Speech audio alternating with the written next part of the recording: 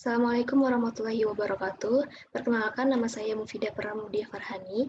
Di video ini saya akan menjelaskan materi yang masih berkaitan dengan mata kuliah kami, Manajemen Rekod, yaitu tata kelola organisasi dan klasifikasi rekod atau arsip. Nah, ini adalah pembahasan yang akan kami bahas. Pertama adalah pengorganisasian rekod atau arsip organisasi, asas pengorganisasian rekod atau arsip, dan juga klasifikasi rekod atau arsip. Nah, bagaimana sih arsip yang ada di organisasi ini? Jadi, setiap badan korporasi, baik lembaga pemerintah maupun perusahaan swasta, membutuhkan rekod. Badan korporasi membutuhkan rekod untuk melakukan tugas dan fungsi masa kini, serta mengambil berbagai keputusan dan tindakan penting. Rekod mungkin juga diperlukan untuk tujuan bisnis jika ada kebutuhan untuk mengingat kembali apa yang sudah dilakukan atau diputuskan di masa lalu. Rekod memberi akses kepada pekerjaan yang sudah ditetapkan atau yang sudah dikerjakan sebelumnya, serta menghemat waktu dan uang dengan mengurangi kebutuhan untuk menciptakan sumber baru lainnya. Rekod juga disimpan untuk melindungi kemungkinan adanya tuntutan dan memungkinkan organisasi untuk melindungi hak dan akses mereka dalam hukum. Salah satu peran penting dalam manajemen kearsipan atau rekod adalah pengorganisasian. Menurut Robbins dan Coulter di tahun 2007, struktur organisasi dapat diartikan sebagai kerangka kerja formal organisasi yang dengan kerangka kerja itu tugas-tugas pekerjaan dibagi-bagi, dikelompokkan, dan dikoordinasikan. Nah, adanya struktur organisasi yang jelas akan terlihat bagaimana kedudukan tugas serta kewenangan dari masing-masing bagian dalam organisasi.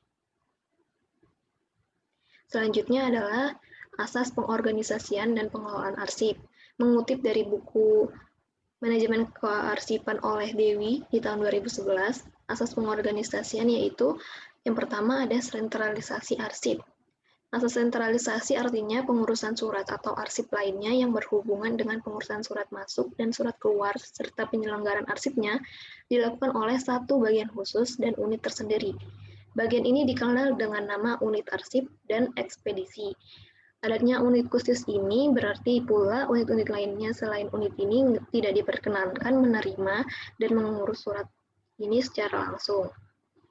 Adapun kelebihan dari asas sentralisasi yaitu yang pertama mudah semakan cara kerja. Jadi mudah menyamakan cara kerja, misalnya dalam hal pengiriman dan penerimaan surat, pengarsipannya dan penyeragaman pemakaian formulir, dan sebagainya. Yang kedua ini adalah pengawasan efektif. Jadi pengawasannya ini dapat ditingkatkan dan efektif. Maksudnya bahwa pengawasan itu lebih mudah dilaksanakan karena kegiatannya dilakukan pada satu tempat terpusat. Yang ketiga ada penghematan biaya dan penggunaan perabot serta alat-alat kantor yang dapat hemat pula. Misalnya menghindari pemborosan dan kesamaan dalam pembelian perabot dan peralatan kantor karena hanya satu unit kerja saja yang diperlukan. Yang selanjutnya adalah pengaturan mudah. Tenaga kerja fleksibel. Penggunaan tenaga kerja lebih fleksibel maksudnya bahwa tenaga karyawan yang diperlukan dapat dibatasi dan dipilih yang ahli saja dalam bidangnya. Terus selanjutnya adalah pengaturan mudah. Jadi mereka mudah untuk mengatur dan meratakan beban kerja yang ada di kegiatan kantor. Selain kelebihan, pastinya ada kekurangan juga dari asas sentralisasi, yaitu kemungkinan hambatan. Jadi kemungkinan mengalami hambatan dan kelambatan untuk pekerja kantor yang penting dan memerlukan waktu yang cepat. Karena dengan dipusatkannya semua pekerjaan kantor, maka tidak mungkin untuk menampung dan menyelesaikan pada waktu yang bersamaan. Yang kedua, kebutuhan tidak terpenuhi. Jadi, ada beberapa mungkin kebutuhan khusus dari masing-masing unit itu belum bisa terpenuhi oleh unit yang pusat perkantoran. Selanjutnya, kurang untuk organisasi kecil. Jadi, organisasi kecil ini kurang bisa merasakan manfaatnya karena mereka masih berkembang. Selanjutnya, yaitu yang kedua adalah desentralisasi arsip. Asas desentralisasi artinya segala kegiatan yang berhubungan dengan pengurusan surat masuk dan surat keluar, serta menyelenggarakan kearsipannya oleh setiap unit dalam organisasi, sehingga setiap unit dalam organisasi kantor tersebut dapat mengurus masing-masing pekerjaan yang diperlukan oleh lingkungannya. Jadi di organisasi ini dibuat unit-unit kerja dan mereka mengatur sendiri arsipnya mereka. Adapun kelebihannya yaitu mobilisasi mudah. Jadi apabila unit kerja organisasi ini tersebar di beberapa tempat atau gudang, maka untuk semua pekerjaan kantor ini akan lebih lancar jalannya, karena mudah untuk mencari dokumen tersebut. Yang kedua adalah pekerjaan kantor didesentralisasikan. Jadi ada beberapa pekerjaan kantor yang memang harus didesentralisasikan, karena menurut sifat dan ciri-ciri khasnya, harus dilakukan oleh setiap unit dalam organisasi kantor tersebut. Contohnya, pekerjaan pengolahan data, membuat laporan, hubungan telepon, dan sebagainya. Sedangkan kekurangannya itu adalah boros biaya kantor. Jadi, semakin banyak unit yang ada di kantor, mereka itu pasti mempunyai alat-alat yang sama. Hal ini akan memboroskan biaya kantor, sedangkan penggunaannya di masing-masing unit ini tidak kontinu atau tidak secara terus-menerus dilakukan.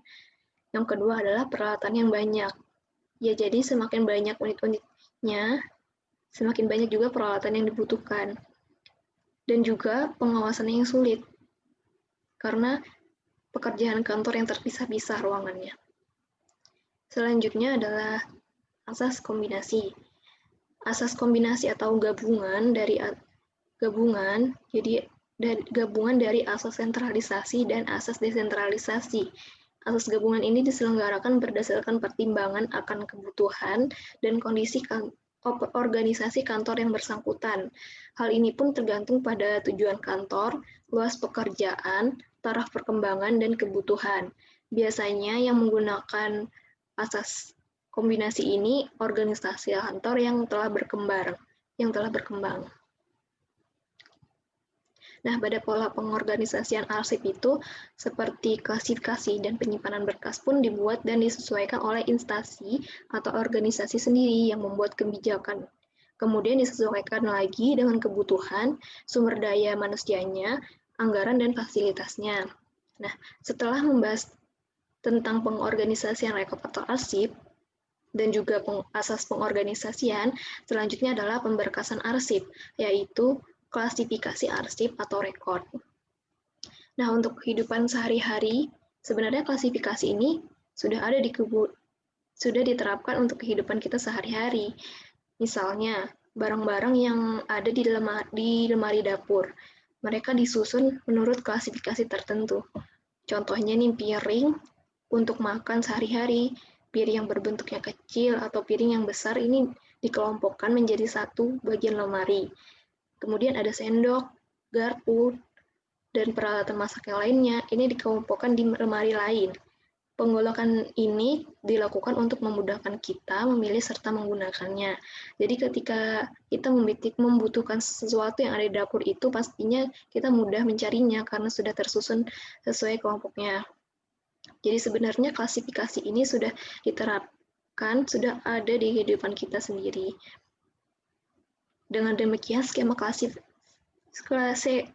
klasifikasi rekod pada prinsipnya mengacu pada pengertian memilah-milah rekod berdasarkan pada pertimbangan tentang bagaimana suatu rekod akan digunakan sebagai referensi atau akan ditemukan kembali. Ini menurut Wallace di tahun 1992. Selanjutnya ada menurut Kennedy di tahun 1998, klasifikasi adalah proses di mana rekod organisasi lembaga dikategorikan atau dikelompokkan ke dalam unit penemuan rekod. Sedangkan menurut Ija, klasifikasi sebagai persiapan dari rencana pemberkasan atau sistem pemberkasan atau skema klasifikasi untuk rekod dan penempatan series rekod. Rekod sebagai kesatuan informasi dan atau item dalam suatu skema. Sedangkan menurut Patricia Wallace di tahun 1992, Ia menyebutkan dengan istilah Record Classification System atau sistem klasifikasi arsip dinamis. Ia juga menyebut ada 3 dasar sistem klasifikasi. Yang pertama alfabetik atau penyimpanan rekod berdasarkan urutan huruf abjad yang dibedakan nama, subjek, biografi. Yang kedua ada numerik atau penyimpanan rekod berdasarkan urutan nomor. Yang ketiga alfanumerik, yaitu penyimpanan rekod berdasarkan kode huruf dan nomor. Dan masing-masing sistem klasifikasi ini kemudian diberkaskan secara kronologis. Berdasarkan hal tersebut dapat disimpulkan bahwa pengertian klasifikasi mempunyai kesamaan dengan filing system. Dalam materi klasifikasi ini dititik beratkan bukan pada praktek memberkaskan rekod, tetapi lebih pada memilih sistem klasifikasi atau filing yang sesuai dengan ukuran atau jenis perusahaan atau lembaga, volume rekod, dan tipe arsip yang disimpan. Klasifikasi arsip ini merupakan dasar dalam penyusunan jenis arsip yang tertuang dalam Jadwal Retensi Arsip atau JRA suatu lembaga. Hal ini untuk menghindari perubahan struktur berkas, baik masa aktif dan inaktif, maupun dalam penyusunan arsip. Jadi secara sederhana, klasifikasi merupakan proses yang mengkategorikan atau mengkelompokkan arsip dinamis dalam susunan tertentu. Proses tersebut berlaku bagi arsip dinamis, kertas, maupun elektronik. Nah, untuk keperluan tersebut, ada jenis-jenis klasifikasi. Yang pertama, yaitu klasifikasi fungsional. Adalah klasifikasi untuk melaksanakan fungsi sebuah badan korporasi. Istilah klasifikasi fungsional yang digunakan dalam manajemen arsip dinamis. Di perpustakaan juga ada klasifikasi. Salah satunya klasifikasi yang paling banyak dilakukan di perpustakaan Indonesia adalah Dewey Decimal Classification atau DDC. Namanya yang desimal ini membuat semua ilmu pengetahuan yang terwujud dalam bentuk buku akan dibagi menjadi 10 kelas utama. Ini 10 kelas utama dari 000 sampai 900. Kemudian dari kelas utama ini masih dibagi lagi menjadi subkelas ilmu pengetahuan. Contohnya di sini adalah ilmu pengetahuan sosial dengan notasi 300. Subkelasnya dari 300, 310, 320 sampai dengan 390 yang membahas tentang ilmu pengetahuan sosial. Jadi buku-buku yang membahas tentang ilmu pengetahuan sosial itu pastinya memiliki lebih rinci lagi ilmu pengetahuan sosial tentang statistik umum, tentang ilmu politik, dan lainnya. Kemudian dari subkelas tersebut juga masih dibagi lagi, misalnya kelas 320, yaitu ilmu pengetahuan sosial tentang ilmu politik. Dalam ilmu politik, buku tersebut bisa saja membahas tentang sistem pemerintahan, hubungan antara negara dan kelompok terorganisasi, dan yang lainnya. Kemudian muncul pertanyaan, apakah klasifikasi yang digunakan di perpustakaan dapat diterapkan untuk manajemen arsip dinamis? Jawabannya adalah tidak dapat, karena adanya pendekatan yang berbeda. Jadi di perpustakaan itu untuk menggolongkan buku, digunakan pendekatan subjek. Artinya semua buku yang berkaitan dengan sebuah subjek akan dijadikan satu sesuai dengan nomor yang membahas subjek tersebut. Misalnya pada nomor 327, hubungan internasional. Nah, semua buku yang berkaitan dengan hubungan internasional akan memperoleh nomor 327.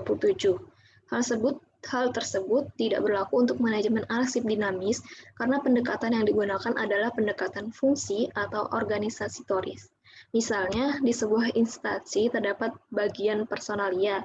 Nah, bagian ini menyimpan semua arsip dinamis karyawannya, mulai sejak dia diterima pertama kali sampai hingga dia pensiun, hingga sampai dia meninggal dunia. Padahal karyawan tersebut juga sudah berpindah bagian kerja beberapa kali, namun berkas tersebut tetap dijadikan satu dan disimpan di bagian personalia. Yang selanjutnya adalah klasifikasi substantif, yaitu klasifikasi tugas pokok sebuah badan korporasi. Tugas pokok ini dicantumkan dalam misi atau dapat juga pada jenjang yang lebih rendah, yaitu tujuan atau goals dan sasaran atau objek badan korporasi. Untuk membuat klasifikasi substantif sebuah badan korporasi, Anda harus memahami tugas pokok bahasa badan tersebut. Dengan demikian, klasifikasi dalam konteks manajemen arsip dinamis adalah proses yang menerapkan skema berdasarkan aktivitas instansi atau perusahaan yang menghasilkan arsip dinamis. Arsip dinamis tersebut kemudian dikategorikan dalam cara yang sistematis dan konsisten untuk memudahkan penerimaan, temu balik, pemeliharaan, dan pemusnahannya. Klasifikasinya meliputi kebiasaan pemberian nama dokumen atau berkas izin pemakai, dan pembatasan keamanan terhadap arsip dinamis. Fungsinya ini berupaya agar di instansi atau perusahaan yang besar, semua arsip dinamis yang memiliki nilai pembuktian tetap dipelihara dalam tata susunan yang secara konsisten mencerminkan aktivitas yang mengarah pada pembuatan arsip dinamis. Nah, dari ilmu perpustakaan, manajer arsip dinamis mengambil alih konsep desimal, tetapi disesuaikan untuk kepentingan manajemen arsip dinamis. Nah, misalnya dari 10 kelas utama dapat disusun bagian klasifikasi sebagai berikut, dari 00 sampai 500. Sini ada pembagian kerja dari unit-unit kerja organisasi. Nah, kemudian dari kelas 100, yaitu bagian personalia, itu dikembangkan lagi menjadi berkas arsip tentang perekrutan, pendidikan, dan pelatihan, dan lainnya. Ini dapat terus dikembangkan sama unit kerja organisasi tersebut. Selanjutnya adalah klasifikasi fasilitatif, yang merupakan fungsi untuk membantu terlaksananya fungsi substantif. Lazimnya fungsi fasilitatif badan korporasi sama dengan fungsi fasilitatif badan yang lain. Misalnya adanya kepegawaian yang mengurus sumber daya manusia, hubungan masyarakat, keuangan, dan bagian pengamanan. Nah, untuk membuat bagan klasifikasi, manajer arsip dinamis dapat menggunakan simbol berupa angka, numerik atau abjad huruf, atau campuran antara angka dan huruf. Apabila hanya menggunakan angka atau huruf, notasinya disebut notasi murni. Sebaliknya, apabila menggunakan angka dan huruf, disebut notasi campuran. Contoh notasi murni yaitu ada yang di sebelumnya. Ini menggunakan notasi murni. Sedangkan ini adalah notasi campuran. Nah, berkas, contohnya di berkas tentang pelatihan. Jadi dia akan memperoleh notasi yaitu A11. Nah, inilah yang disebut dengan notasi campuran. Sekian dari pembahasan saya hari ini. Terima kasih kepada teman-teman yang sudah menonton sampai akhir, dan terima kasih juga kepada dosen kami, yaitu Bapak Rosyan Hendrawan. Sekian, Assalamualaikum warahmatullahi wabarakatuh.